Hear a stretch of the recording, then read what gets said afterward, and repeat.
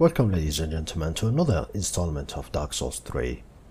First and foremost, I'd like to apologize.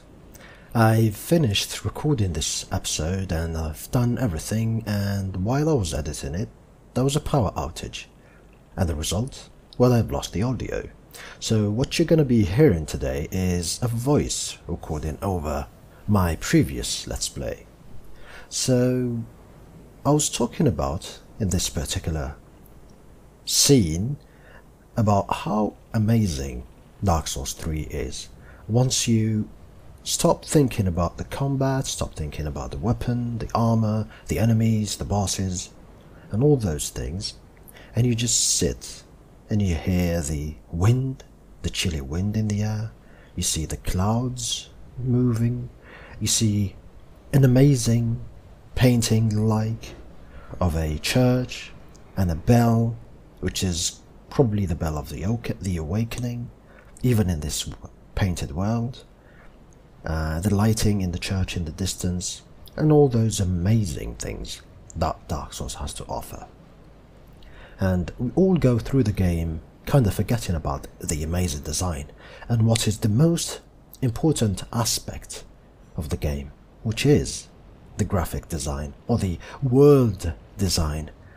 After all, this is a game that tells its story by the environment, by the world, the things that are happening in the world. There's the amount of cinematics in this game are super scarce and only for certain bosses of certain events. So if you want to piece the lore together, or to piece the lore together, you need to do it on yourself.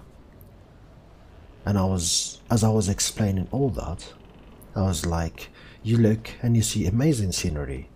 You go into the bridge, which reminds you of Dark Souls 3 or Dark Souls 2 bridge, and you're like, oh, when I look into the left, I see a passage. There's roots. Probably I can walk onto those roots, so I wonder how to reach those things. And I see down there's an entire area. It's rendered, there's textures and everything, so it's probably somewhere I need to go. I mean, if you don't stop and absorb all of this, you will miss out big time. Even secret passages and everything, if you don't stop and see them, you will not be catching those. I always like the Corvians who just pray here. They're not hostile. Makes you think that this is a very important place. And right as I was into this area, I was thinking about movies and movie directors and how they are in control of this scenery and the camera and everything, where in video games you are the director, you are the actor, and you are the viewer all at once. You control the camera and you control the action and what's going to happen. Is it going to be a movie filled with action and tumbling and rolling and combat, or is it going to be a scenery filled movie with still images and everything? And then we arrived to this amazing NPC, and I mentioned how I love his voice. Well, you look to be unkindled. I am indeed. No bell tolls. And yet you've slipped into the painting. Oh, no matter. If you've lost your way, the words of Lady Frida will guide you. Now go on inside, show respect and listen carefully. What's keeping you?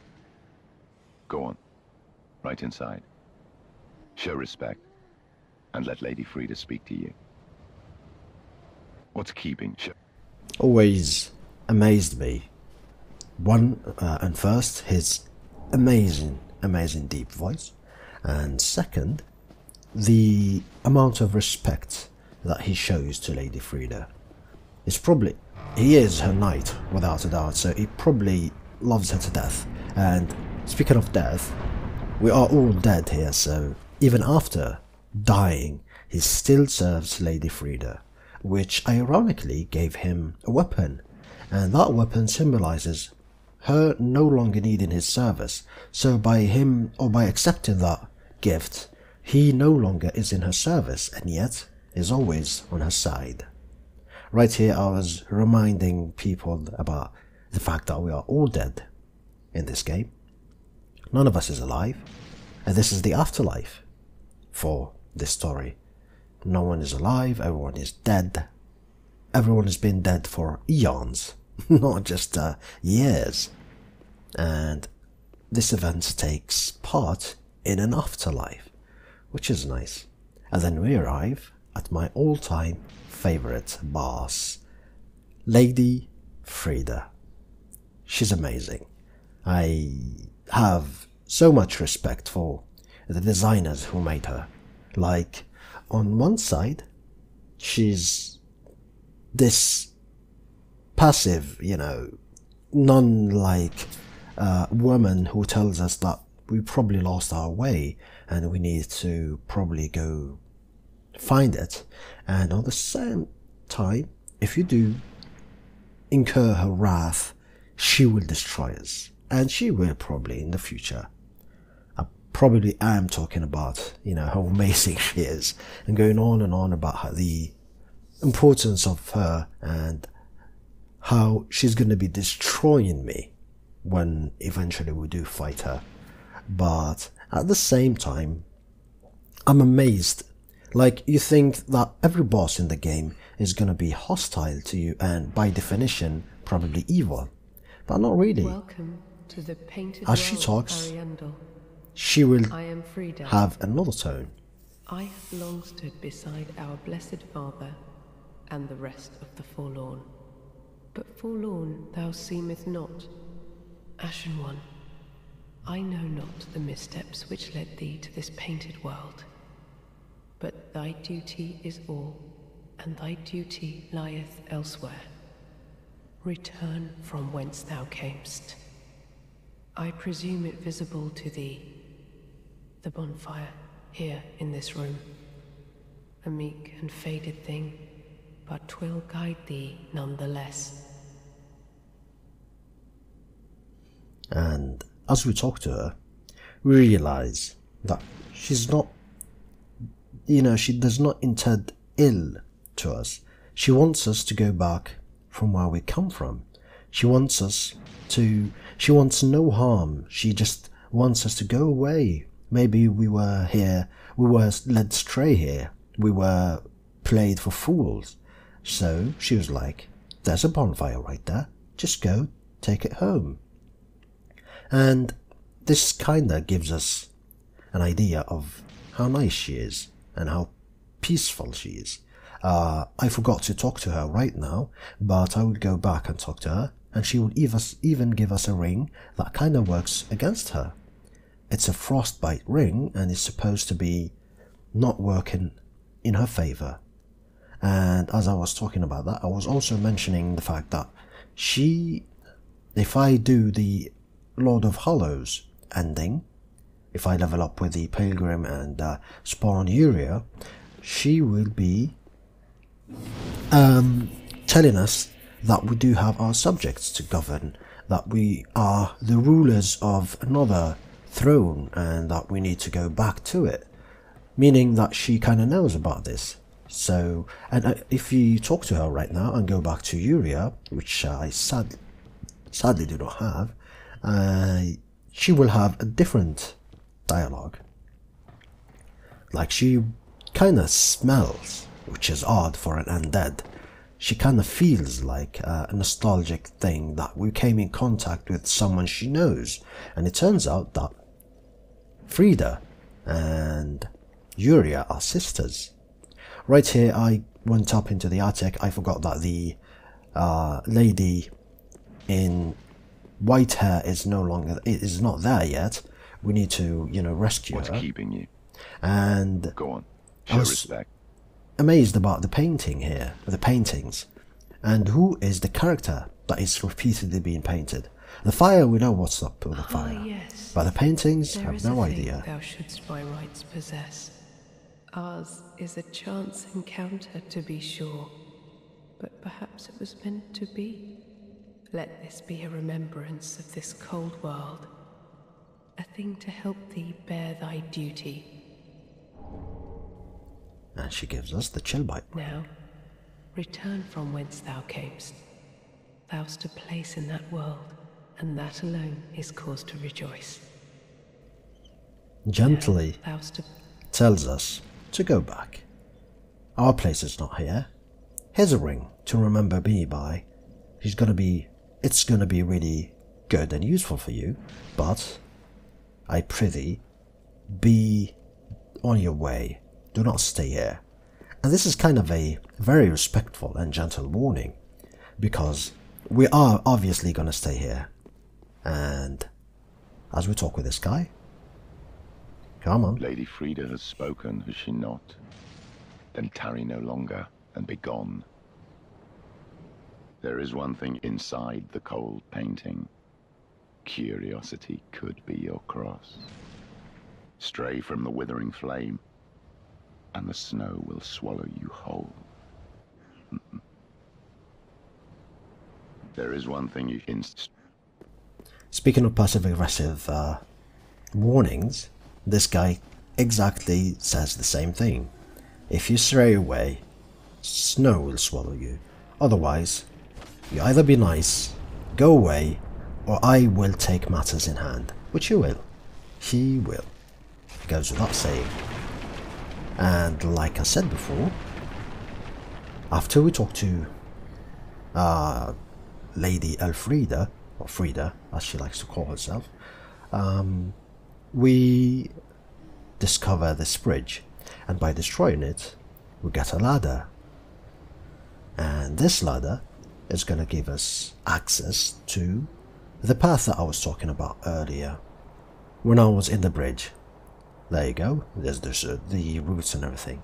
So, this is it's kind of a tricky place, because there's this route, and there are enemies with explosive arrows, and there are even, sitting enemies down here, as I realized and panicked that my drop attack does not kill them, does not one-shot them, so I need another attack.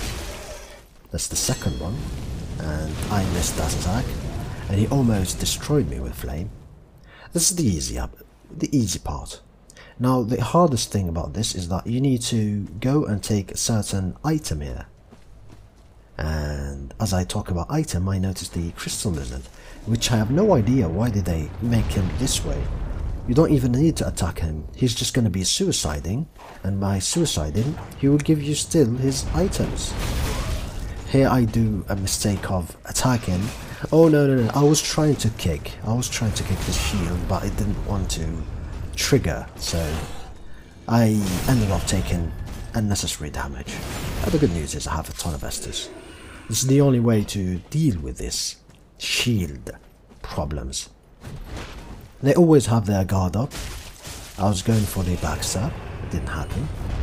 And all you need to do is break their shield and backstab, or front stab.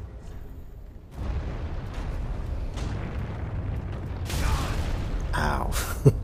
I was trying to equip the Sun Priestess ring to give me more HP regen because of these arrows. Along with the Estus, or the Saestus, Blessed Saestus, it's gonna be giving us a good deal of HP regen, which is not gonna be making me need to chug Estus every 2 seconds. And here's the tough part. Instead of going to the right, you go to the left. You drop into this particular route, and you take the follower saber, which is a really good weapon. Here I made the mistake of rolling, and that was a grave mistake, which cost me my death. All I needed to do was just drop normally. No rolling, no fancy movement, no nothing. Just go to the roots and drop normally. And I didn't do that. The good news is, we got the follower saber, so right now, all I need to do is just go back into that area and quickly descend upon the roots. Nothing too fancy. Same as usual. Break the bridge again. Takes a bit of time to break, so be careful. Some people do not understand this and ended up into the abyss. The chilly abyss down there. It's not even an abyss, it's just white snow. It kinda sucks. Falling to death into snow. Very hard surface, indeed. I think right here I noticed the writings, and as I noticed the writings, I also noticed that there is an item. I don't know why I didn't take this, but it's not really something of big importance. I don't think I've ever used one of these in a fight, PvP or PvE, but nevertheless, these are good. I forgot to drop attack, and it ended up on me panicking yet again. But then again, it's not a big deal. All I need to do now is just go into the roots and drop down normally. There you go. The crystal lizard is no longer here because I've already taken care of it. Break his shield. Front stab him. And he's gone. I've almost switched back to the sellsword. I can imagine if we're having the sellsword weapons here, this particular enemy is going to be a tough challenge for me because I cannot bring his or shield break or guard break his guard, his shield, and it's going to be resulting in a bad situation for me. It's sprinting time. Surprisingly, the arrows do not take, they're not fast, they're slow, which is weird. And here we do fight this enemy. I was trying to break his shield or kick his shield, it didn't happen. I get struck by an arrow behind me, and this guy almost killed me with his dash attacks and extremely delayed. As you can see, I am trying my best to go for the backstab, and I realize I'm almost dead. Luckily for me, he did that charge attack, which is good enough. And there you go. A tough fight, made even tougher by the fact that there is that guy raining doom upon us. And we are in the safety of a bonfire. Right here I do remember talking about the fact that there is crabs to the left and that we do not need to go to the left yet. The first thing we need to do is go and fight the boss. This is the dumb crabs, which, by the way, if you are playing the game for the first time and you are watching this video by chance, there's absolutely no need to kill those crabs. They give you nothing. They really do give nothing. Nothing of importance anyway. I think they do give large titanite shards and a bunch of souls. But for the trouble of trying to kill them, they are not that interesting. And right here, we have this familiar area. And this is where we find... What's her name? I always remember. Priscilla, I think. I think it's Priscilla.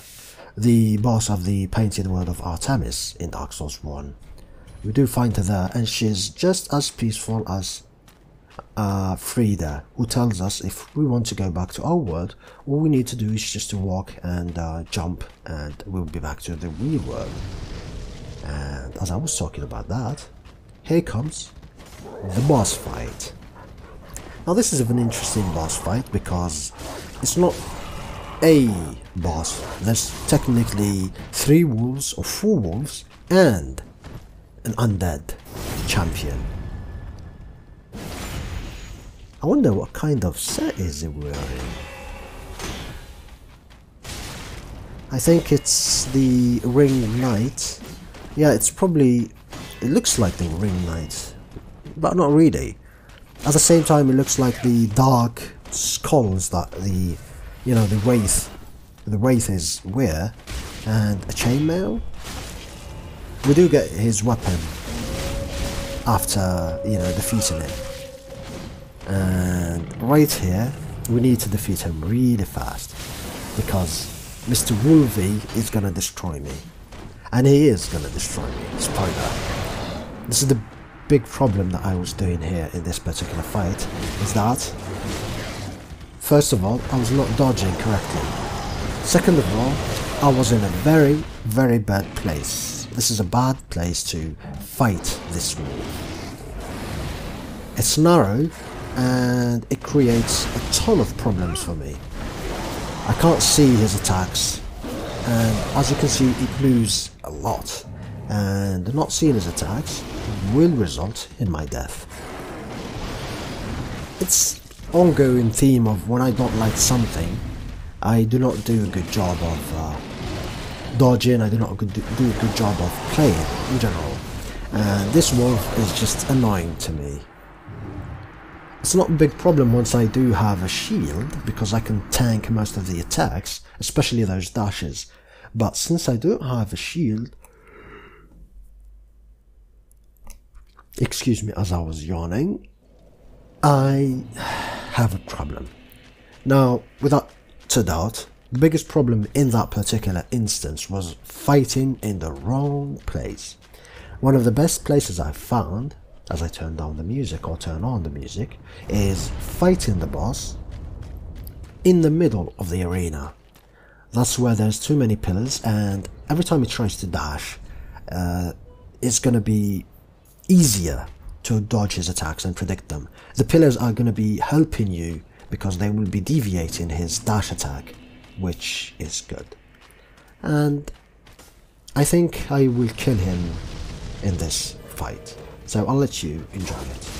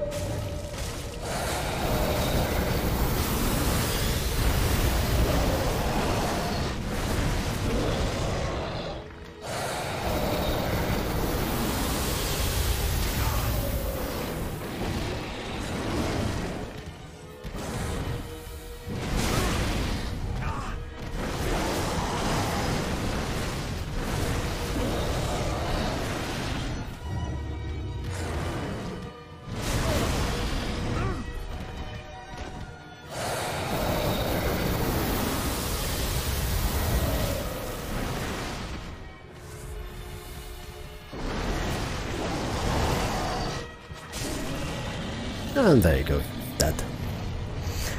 As I'm watching this fight with you fellas, one thing I like that I didn't do is the fact that first of all, I did use my Estus correctly in most cases, and when I took damage, when he was almost going to kill me, instead of Estusing like you normally do, I was aware that he's going to be doing another sweep attack, so I made certain not to Estus. When he was near me, I should have attacked and dealt damage instead of Estusing, because you can easily lock yourself into the circle of you Estus, the wolf attacks, or the boss, any boss really, you Estus back, the boss attacks. It's always, people ignore the fact that drinking Estus needs to be timed as well.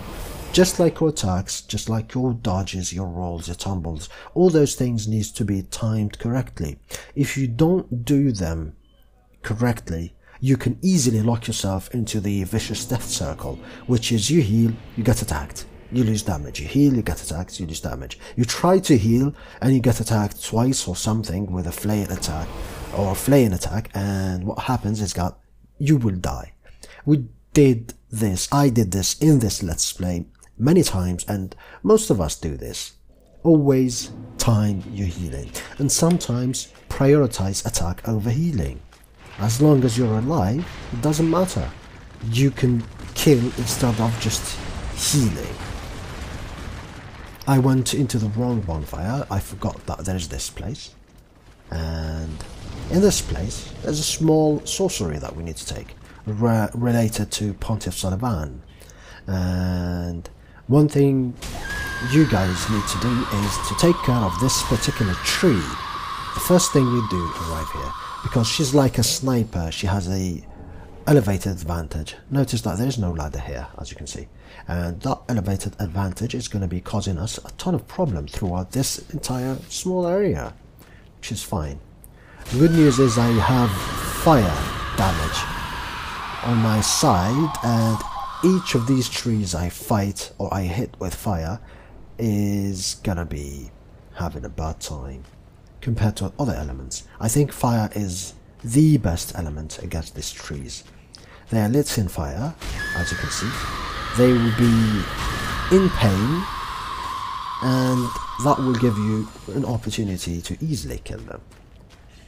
And then we see this particularly weird tree. She's crying, she's agonizing, and unlike the other trees, which luckily didn't happen to me, if you advance straight to her, she's not going to be doing the normal attacks that other trees do, and she's going to be flailing, she's going to be attacking, you know, she's going to be having a fit of rage, not having the normal attacks that other trees have, which is very interesting to me. I've always wondered, what's her story? Why is she different, or is this tree different than the other enemies we encounter? Does she have another relation, or a relation with Sullivan? Probably. Maybe she was someone he betrayed. Maybe she loved him. I don't know. I'd like to think so. I'd like to think that she's her lover, and she had her heart broken as he left her, because Pontiff Sullivan hails from this painted world, and he went to the normal world and proclaimed himself Pontiff. He's arguably one of the most evil characters in the Dark Souls series. It's really evil. The deeds that he does are not short, so breaking someone's heart, I think, is an easy matter for him. As we ascend upon Ladder Smith Gilligan's wet dream, a ladder that has no stop. I don't know how many. So, if he was the one that sells us this ladder, how many? I don't even want to know how many souls we need to spend in order for him to give us a ladder this long. It's probably easily going to be 100k, maybe 200. Who knows? He's always been greedy with his ladders, and it's funny because we do find his corpse in the profound capital. Sucks for him. Hopefully he's in ladder heaven, making ladders and making big money out of selling them. The reason we come here is because of the Titanite's lab, which is really important. Speaking of important, I hate these enemies. They're not important to me, and I really hate them. They're not a big threat. They're not a big threat at all, and I just don't want to fight them, that's all.